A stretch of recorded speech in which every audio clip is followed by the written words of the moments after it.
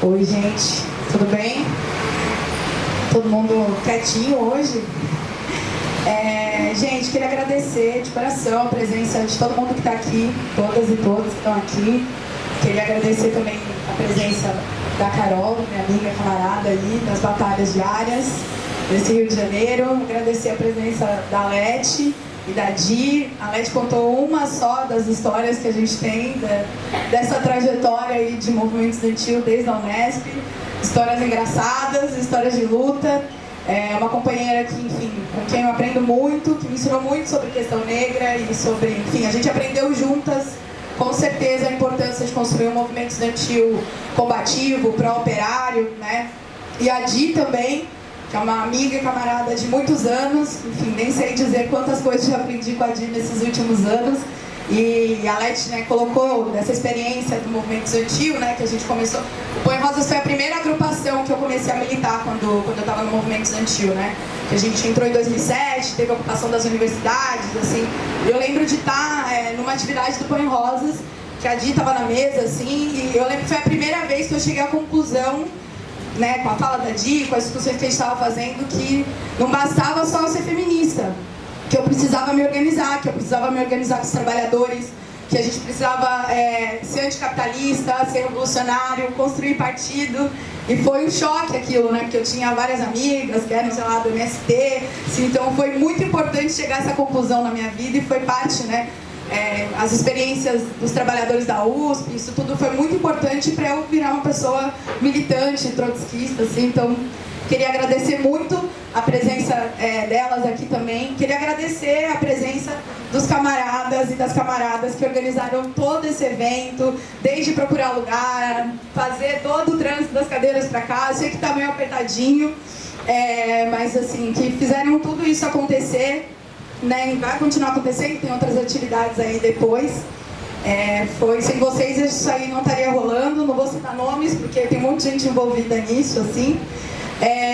E assim, eu não sei se vocês têm noção, mas aqui nesse salão, nas saudações que a gente teve aqui presencialmente, nas saudações de vídeo, né, estão presentes pessoas que participaram, né, foram parte das lutas mais importantes do Rio de Janeiro nos últimos anos, né. São expressões das muitas lutas, né, que eu tive, mas também, né, da nossa militância da MRT, né, são lutas em comum dessa militância nossa dedicada a impulsionar a luta de classes, a lutar em defesa dos negros, das mulheres, dos LGBTs, assim, aqui está parte de um setor muito combativo do Rio de Janeiro e eu queria, né, chamar uma salva de palmas para todos vocês que estão aqui.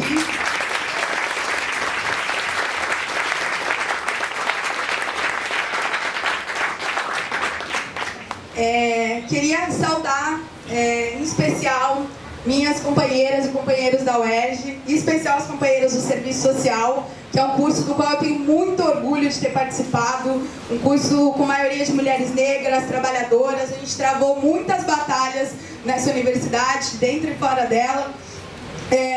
Lutas em defesa, né, por justiça pro marido, em apoio à greve dos garis em 2014, pelo direito das trabalhadoras terceirizadas. Posso falar com muito orgulho que depois que a gente passou a atuar na universidade, ninguém nunca mais invisibilizou aquelas mulheres que limpam a universidade e que ficavam meses sem receber e que depois das nossas ações passaram a sacudir aquela universidade, elas mesmas jogando lixo para mostrar a importância do trabalho delas.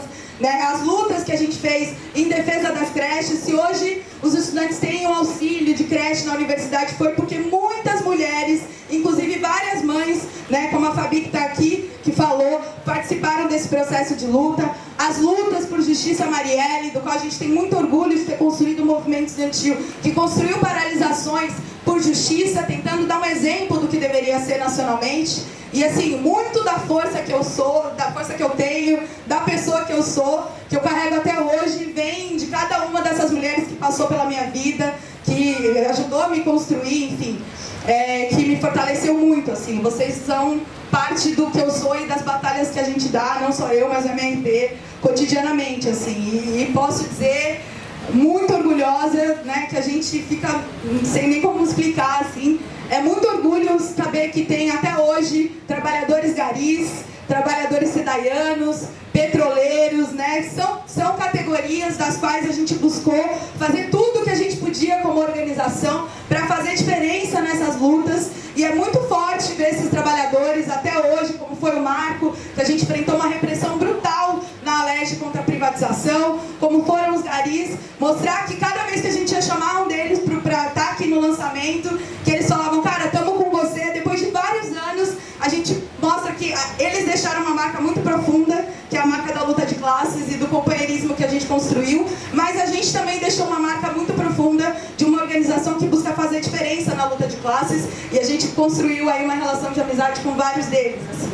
Essas saudações, elas são muito importantes, a presença deles também, né, então, dos trabalhadores que estão aqui, e eu espero que essa campanha, né, possa ecoar com as ideias que ela transmite em cada uma dessas categorias, ajudando ela a chegar em outros trabalhadores e trabalhadoras.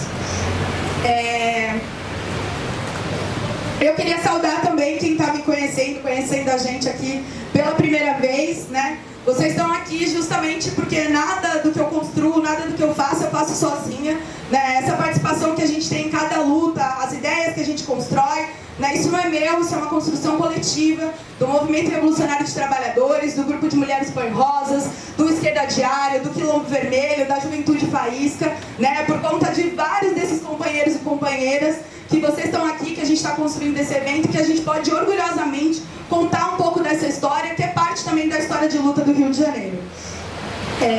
Enfim, para começar a minha fala, eu queria... tanto a Di quanto a Leti trouxeram elementos internacionais e nacionais muito importantes para a gente pensar.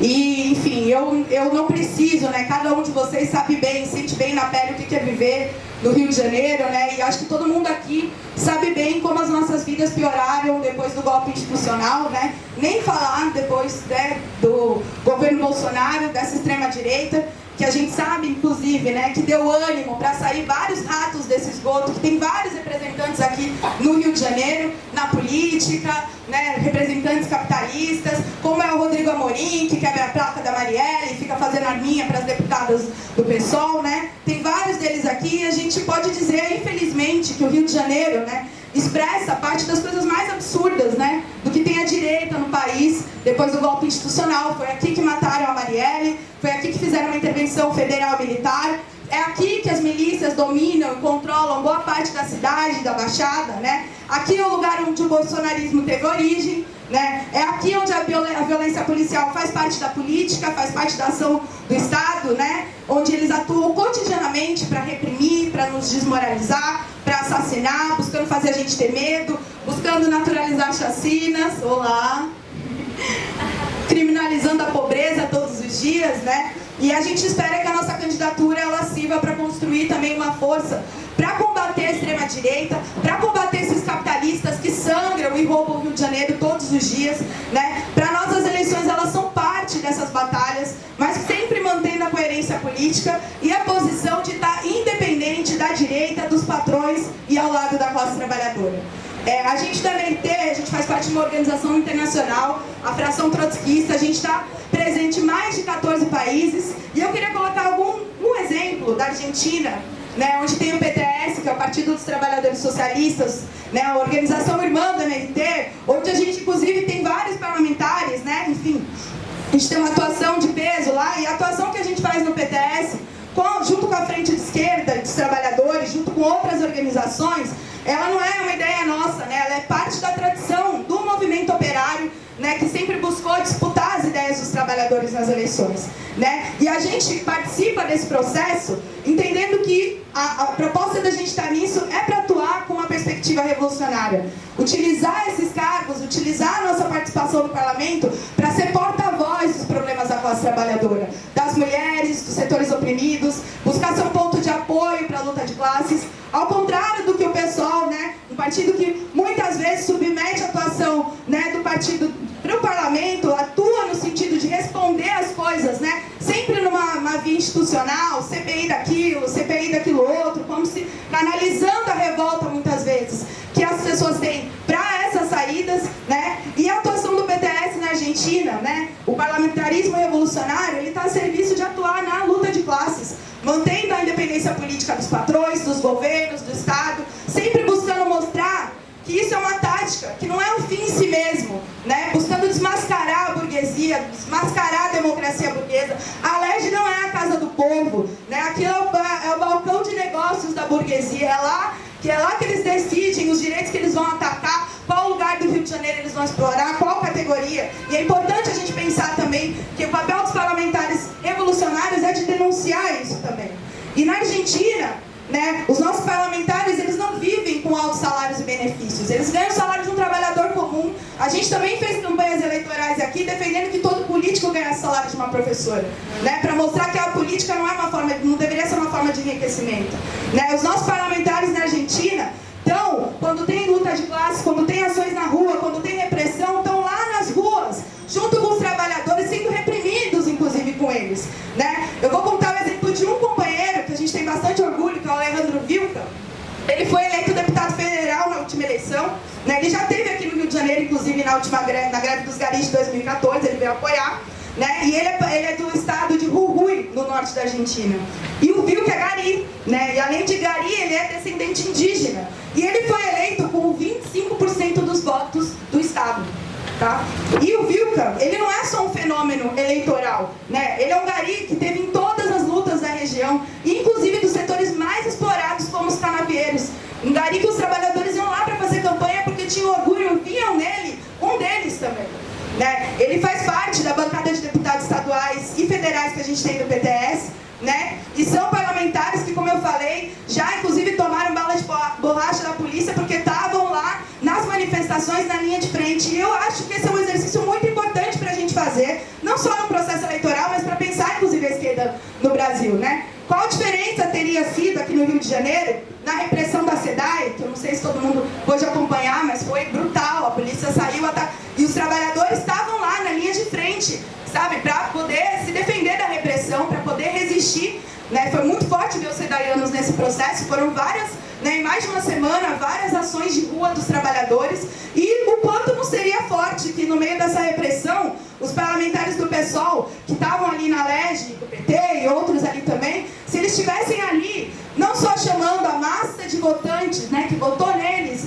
não, nas eleições para prefeito, nas eleições para governador, para deputado ali, se eles estivessem chamando essa massa para estar nas ruas, apoiando a greve dos trabalhadores, apoiando a greve da SEDAI, ou outras greves do país, para pudessem estar ali na repressão. Imagina se um parlamentar desse fosse reprimido, se isso não ia ajudar a virar um escândalo nacional e nacionalizar essa luta, mostrar a importância dela, porque a SEDAI foi privatizada esse ano, mas o saneamento também foi privatizado nacionalmente. É importante a gente mostrar isso. Isso eu estou falando de uma luta que poderia fazer diferença. Imagina várias outras lutas que poderiam ter destaque nessa atuação dos parlamentares. Se eles estivessem lá colocando o corpo na greve dos garis, na greve das trabalhadoras da saúde, enfim, poderia citar diversas delas.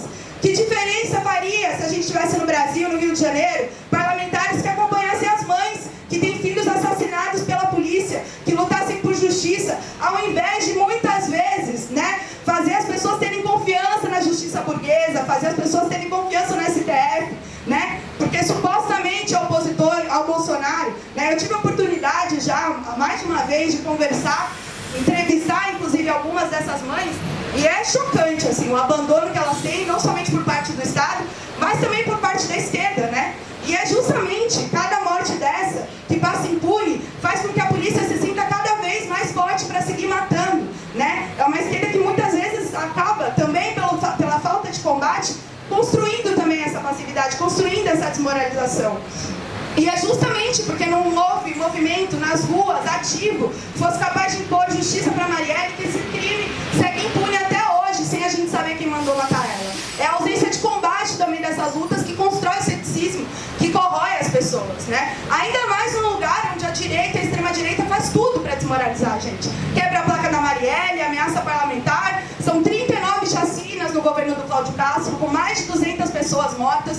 É uma campanha eleitoral banhada a sangue, né? E a gente não pode aceitar isso passivamente. E esse combate não vai ser resolvido se aliando com a direita, como faz o PT, com o Alckmin, né? Que agora é o mesmo partido do Freixo, como as meninas colocaram aqui, né? E também a gente sempre, né, na nossa atuação aqui, buscou mostrar como o Freixo já vinha mostrando, né, várias expressões de direita nas suas campanhas, né? E agora ele assumiu de vez o seu programa de direita, buscando aliados na polícia, nas igrejas, né, com César Maia. E a gente da MNT, a gente sempre esteve na linha de frente, seja para apoiar os trabalhadores,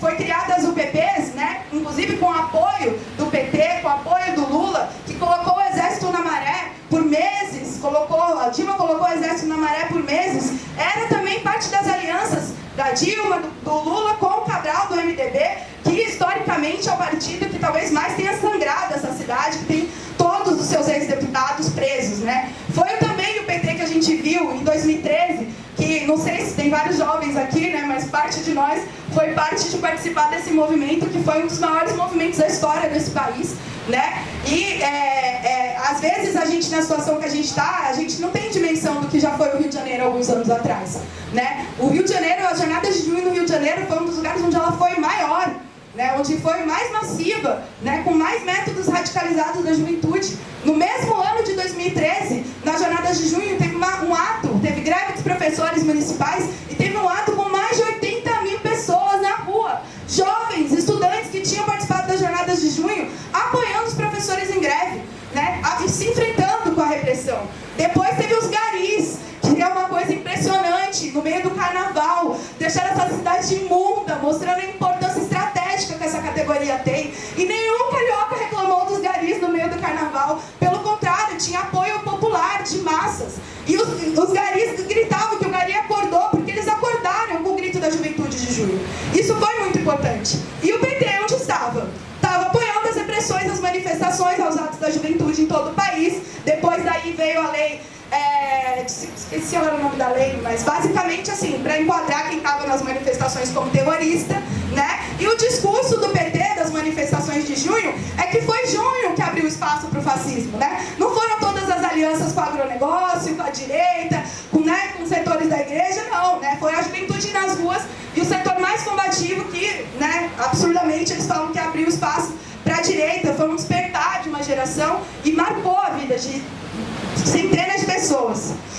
E é importante a gente resgatar isso, né? E a gente quer que a nossa pré-candidatura ela resgate exatamente o que já teve de melhor no Rio de Janeiro do ponto de vista da luta de classes. E eu sei que várias vezes a situação que a gente está faz a gente ser meio cético dessas novas possibilidades, né? Mas eu falei dessas expressões de junho, falei de garis, falei da SEDAI, mas assim, aqui no Rio de Janeiro em 2014, 2004, no primeiro governo do Lula, né, que ele fez uma reforma da Previdência que atacou todo o funcionalismo, o Rio de Janeiro foi em linha de frente de uma greve fortíssima do funcionalismo público contra essa reforma. Foi aqui que teve um processo de reorganização no movimento estudantil antiburocrático contra a direção majoritária da UNE e que se expressou também no processo de rupturas com o PT pela esquerda, no movimento operário antiburocrático. Isso é parte da história, que infelizmente a esquerda também não conta para vocês, mas é parte da nossa história e é parte da história da classe trabalhadora, né? E a conclusão que eu quero que a gente chegue aqui é que falta pra gente, não faltam pra gente opções de mal menor. Eduardo Paes está aí para provar para todo mundo que não falta opção de mal menor, e eu tenho certeza que a vida de vocês não está muito diferente como era com o Crivella, certo? E o que falta pra gente, na verdade, é uma esquerda revolucionária. Para cada uma dessas oportunidades, eu citei só algumas, poderia citar várias, ter uma esquerda que pudesse se colocar o peso dos seus parlamentares, os sindicatos, as entidades estudantis que dirigem, para fazer diferença na luta de classes, e não para canalizar as nossas eleições para votar em alguém em 2 anos, porque os nossos problemas não vão se resolver dentro do parlamento, e sim pela via da luta de classes, que é a única linguagem que os patrões, a burguesia entendem e é a única que eles têm, tá? E uma coisa que a gente também tem certeza é da confiança na classe trabalhadora. E vocês podem, todos vocês aqui, vão ouvir, vão lembrar daqui no futuro, em algum momento, vocês podem ter certeza que essas oportunidades vão se colocar novamente. E a gente vai estar lá, junto com a juventude, com os petroleiros, com os sedaianos, com o movimento estudantil, com o movimento negro, com os LGBTs, para fazer diferença de classe na linha de frente, para se enfrentar com todos esses setores. E a nossa candidatura... eu quero, né, fazer esse convite para vocês. Eu espero que todo mundo aqui encare essa campanha, encare a campanha eleitoral como uma forma de vocês também darem uma contribuição de vocês contra essa miséria e essa barbárie que a gente vive, né? Para a gente impulsionar essa candidatura, que a gente não tem dinheiro, não tem tempo de TV, não tem rádio, não tem nada disso, tá, gente? Né? Esse desafio está colocado para disputar em condições totalmente desiguais, né? Não só com a burguesia, mas inclusive dentro da esquerda, né? Porque os partidos legais da esquerda recebem financiamento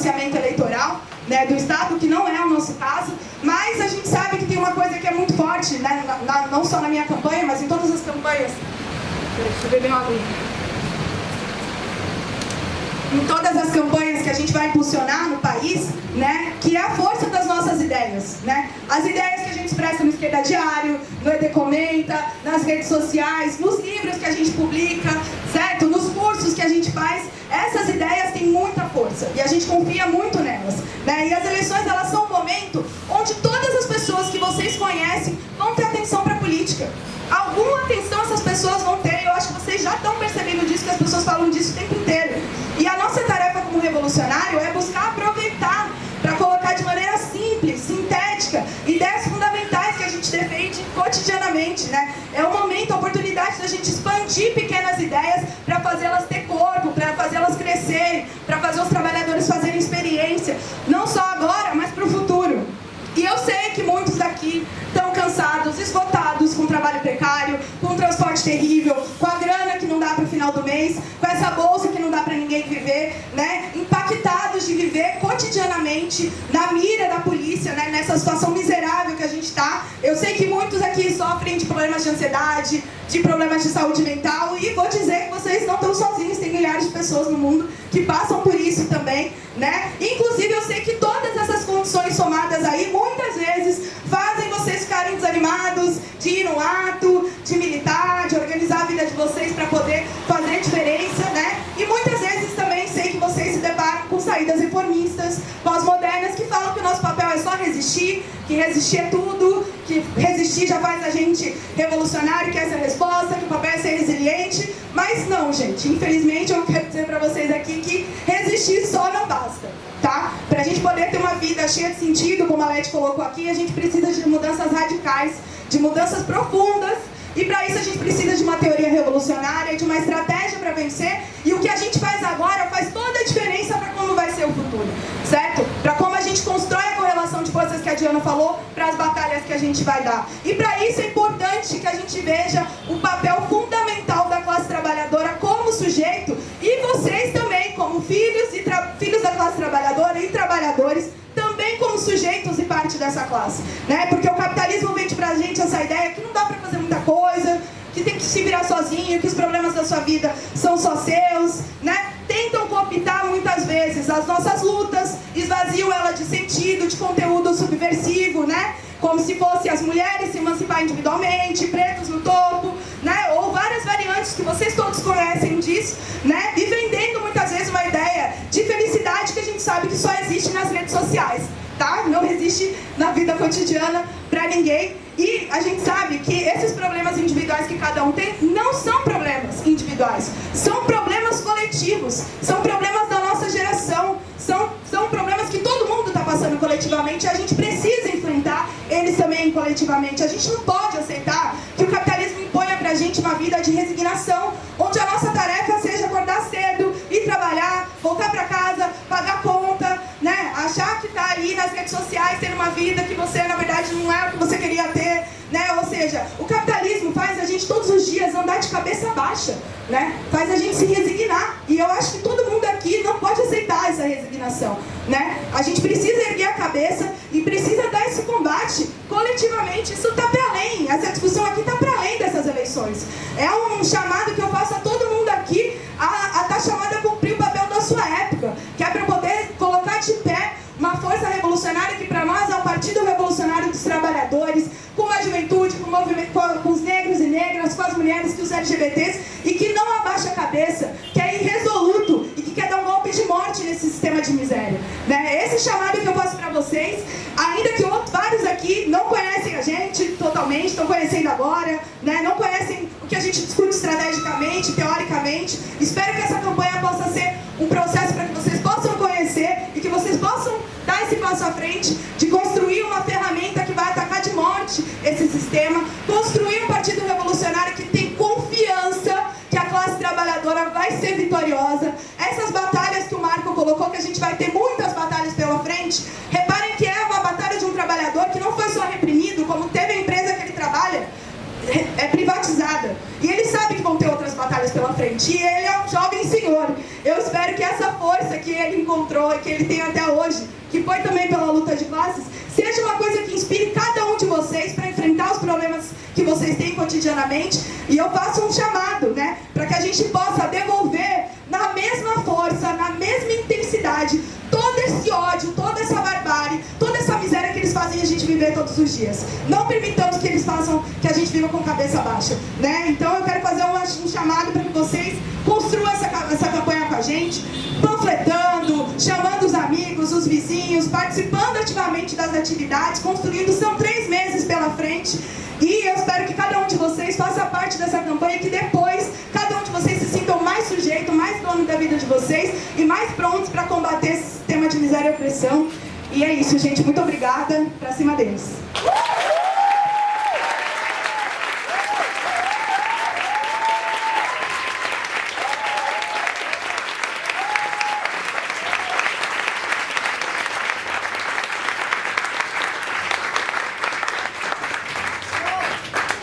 Ai, gente, muito emocionante escutar a Cacau, né? Nossa. Então, vamos fazer um